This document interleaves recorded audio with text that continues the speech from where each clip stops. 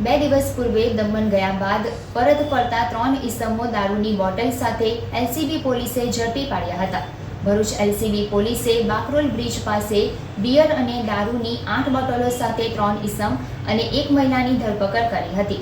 5.41 લાખ રૂપિયાનો મુદ્દેમાલ જપ્ત કરી પાનોલી પોલીસ મથકે ફરિયાદ નોંધાવી હતી। ભરૂચ એલસીબી પોલીસની ટીમ નેશનલ હાઈવે નંબર 48 પર પાનોલી નજીક પેટ્રોલિંગમાં હતી। તે દરમિયાન ચોક્કસ માહિતીના આધારે સુરત તરફથી આવતી એક કાર રોકી હતી, જે કારની તલાશી લેતા અંદરથી બિયર અને ઇંગ્લિશ દારૂની નાની મોટી 8 બોટલો મળી આવી હતી। પોલીસે ત્વરિત અસરથી કાર સવાર પ્રજ્ઞેશ નરેશ પટેલ, હાર્દિક બર્મન પટેલ, દિગ્વિજયસિંહ દોડિયા અને એક મહિલાની અટક કરી પૂછપરછ કરતા તેઓ 2 દિવસ પૂર્વે દમણ ફરવા ગયા હતા અને ત્યાંથી પરત ફરતી વખતે પીવા માટે દારૂ લઈ આવ્યા હતા। તેઓ દારૂ દમણથી ધર્મેશ ઉર્ફ બોડકો ધોળી પાસેથી લાવ્યા હોવાની કબૂલાત કરતા પોલીસે તેને વોન્ટેડ જાહેર